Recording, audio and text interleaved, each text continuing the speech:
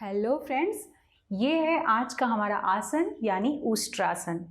इस आसन में हमारे जो बॉडी का शेप है वो बिल्कुल ऊंट के समान दिखता है, इसलिए इसे उष्ट्र आसन यानी कि कैमल पोज भी कहते हैं।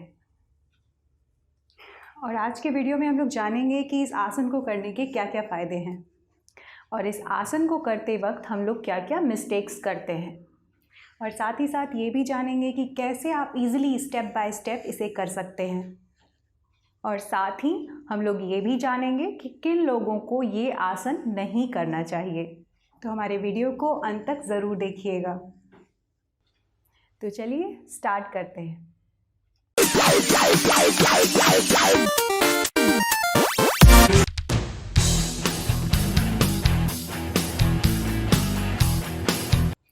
सबसे पहले हम लोग ये जानेंगे कि इस आसन को करने के क्या क्या फ़ायदे हैं।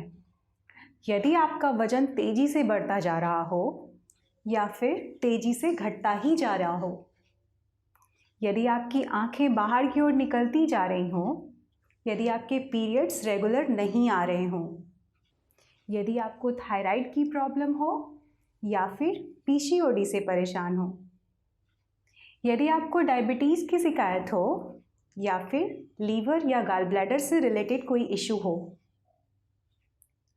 तो आज का ये वीडियो सिर्फ आपके लिए ही है।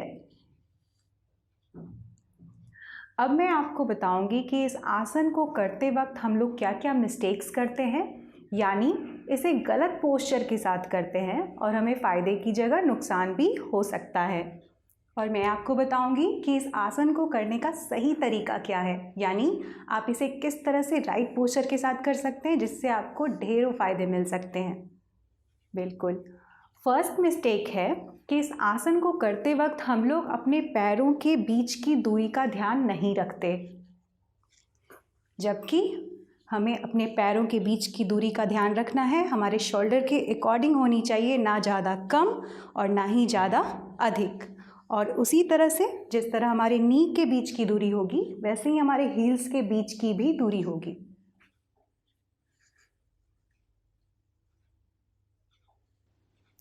सेकेंड मिस्टेक है, जब हम लोग इस आसन में जा रहे होते हैं तो अपने हाथ को डायरेक्टली इस तरह से अपने हील्स को कैच कर लेते हैं, जबकि हमें करना ये है कि हमें अपने हाथ को आगे से उठाते हुए इस तरह पीछे लेकर जाना है, इस तरह। थर्ड मिस्टेक है, जब हम लोग इस पोस्चर में जाते हैं तो अपने कोर को आगे की ओर नहीं खींचते,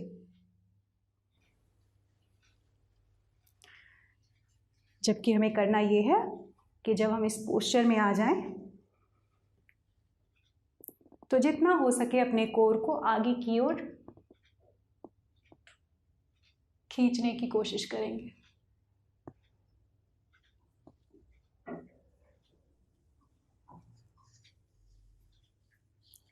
फोर्थ मिस्टेक ये है कि जब हम लोग इस आसन को नहीं कर पा रहे होते हैं स्टार्टिंग में, फिर भी ज़रूरत से ज़्यादा एफर्ट लगाते हैं, जबकि हमें ऐसा नहीं करना चाहिए।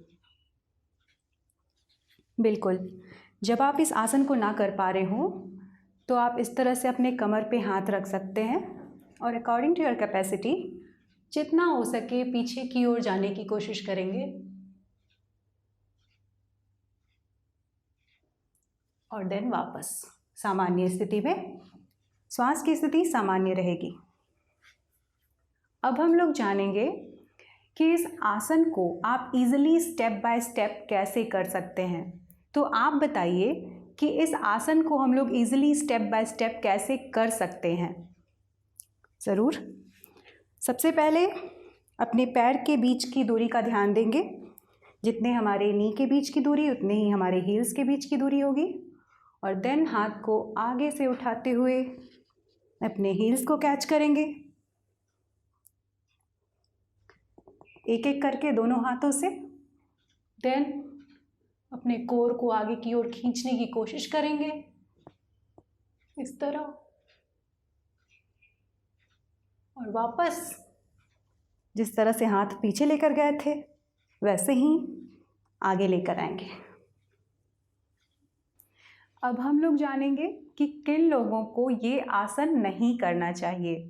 जिनके पेट में प्रॉब्लम हो, जिनके मेरुदंड में दर्द हो, जिन्हें चक्कर आते हों, इन लोगों को ये आसन नहीं करना चाहिए।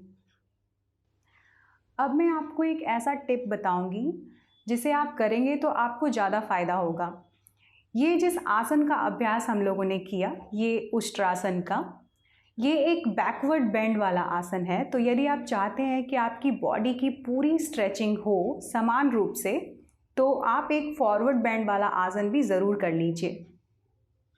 और अगर आप फॉरवर्ड बेंड वाले आसन को करना चाहते हैं तो आप हलासन कर सकते हैं, और आप ऊपर आई लिंक पे क्लिक कर कर देख सकते हैं कि कैसे आप हलासन को ईजिली स्टेप बाय स्टेप कर सकते हैं। तो आशा करती हूँ दोस्तों कि आज का हमारा ये वीडियो आपको ज़रूर पसंद आया होगा, और पसंद आया हो तो प्लीज़ लाइक कर दीजिए, शेयर कर दीजिए, सब्सक्राइब कर दीजिए और बेल आइकन पर क्लिक ज़रूर कर दीजिएगा। मिलते हैं इन नेक्स्ट वीडियो।